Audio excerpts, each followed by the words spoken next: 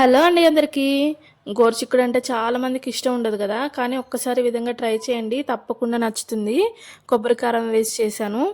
ప్రాసెస్లోకి వెళ్ళిపోదామా? ఇంకెందుకు లేట్, ఫస్ట్ లైక్ చేయండి, షేర్ చేయండి, సబ్స్క్రైబ్ చేసుకోండి. మీరిచ్చే ఒక లైక్ నాకు ఇంకా మంచి వీడియోలు చేయడానికి మోటివేషన్గా అనిపిస్తుంది.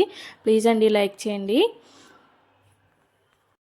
రెసిపీ స్టార్ట్ చేద్దామా? అయితే గోరుచిక్కుడుకాయలు తీసుకొని, అదేనండి ఒక్కొక్క ఏరియాలో ఒక్కొక్కలా పిలుస్తారు కదా. మా ఆంధ్ర వాళ్ళు అయితే గోరుచిక్కుళ్ళు అంటారు, హైదరాబాద్ సైడ్ అయితే గోకరకాయలు అంటారు, అదే రాయలసీమ సైడ్ అయితే మొటిక్కాయలు అంటారు. సో అవి తీసుకొని చిన్న చిన్న ముక్కలు కట్ చేసుకొని వాటర్ ఉప్పు వేసుకుని విధంగా ఉడకబెట్టుకోవాలి.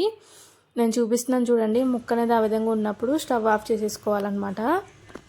ముక్క అనేది మరీ పిసిరు పిసిరు అవ్వకూడదు, అట్లానే గట్టిగా ఉండకూడదు. చక్కగా ఈ విధంగా ఉడికిపోవాలి. ఇలా ఉంటే తినడానికి కూడా చాలా బాగుంటుంది. ఈ విధంగా ఉడకబెట్టేసుకొని పక్కకు పెట్టేసుకొని ఇంకోవైపు కారం ప్రిపేర్ చేసుకుందాం. కారం కోసం ఎండుమిరపకాయలు, ఉప్పు, జీలకర్ర, అట్లానే దాంతోపాటు కొన్ని వెల్లుల్లిపాయలు, కొంచెం కొబ్బరి పొడి. కొబ్బరి పొడి లేదు, కొబ్బరి ఉన్నా కానీ చిన్న చిన్న ముక్కలు కట్ చేసుకొని వేసేసుకొని చక్కగా మిక్సీ పట్టేసుకోవాలి. కొంచెం బరగ్గా ఆడుకుంటే పొడి బాగుంటుంది. ఈ పొడి అయితే మనకి దోశలో కూడా చాలా అంటే చాలా టేస్టీగా అనిపిస్తుంది. పొరపాటున ఎప్పుడైనా మనం ఎక్కువ పట్టేసామనుకోండి, ఏం పర్లేదు, చక్కగా ఇడ్లీ దోశల్లో కూడా మనం హ్యాపీగా తినొచ్చు. చాలా అంటే చాలా బాగుంటుంది. చూడండి ఎంత బాగుందో. ఇంకా ఇదొక్కటే సరిపోతుంది, దీంట్లో ఇంక ఉప్పు కారాలు ఏం వేయక్కర్లేదు తాలింపులో. ఇప్పుడైతే తాలింపుకి రెడీ చేసుకుందాం.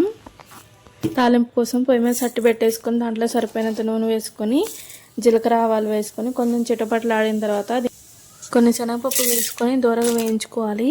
ఇవి కొంచెం వేగిన తర్వాత కొంచెం కరివేపాకు వేసుకొని కరివేపాకు కూడా చక్కగా వేపుకొని దీంట్లో మనం ఆల్రెడీ ఉడకబెట్టి పెట్టుకున్నాం కదా గోరుచిక్కుడుకాయ ముక్కలు, అవన్నీ కొన్ని కొన్నిగా వేసేసుకొని ఒక 2 నిమిషాలు నూనెలోనే చక్కగా మగ్గనివ్వాలి. మనకి ఎక్కువ టైం పట్టుకోకుండా చాలా తక్కువ టైంలో చాలా టేస్టీగా చేసుకోవచ్చు. ఒకవేళ ఈ విధంగా డైరెక్ట్ ఫ్రై తినకపోతే దీంట్లో మనం చారు కంచుకు వేసుకున్నా కూడా చాలా బాగుంటుందండి.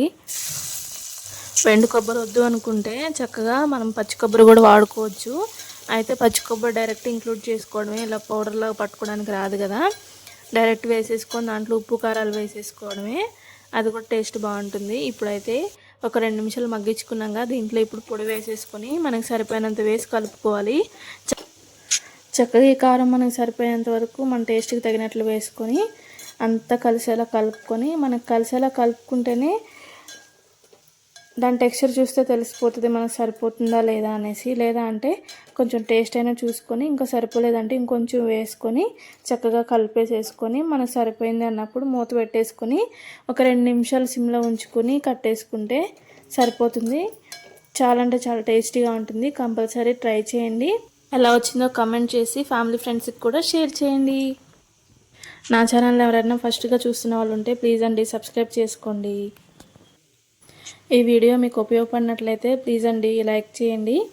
లైక్ చేసి నాకు సపోర్ట్ చేయండి. థ్యాంక్ యూ ఫర్ వాచింగ్ అండి. మరిన్ని మంచి మంచి వంట వీడియోస్తో మీ ముందుకు వస్తూ ఉంటాను. కొత్త కొత్త వంటలు కూడా పరిచయం చేస్తాను.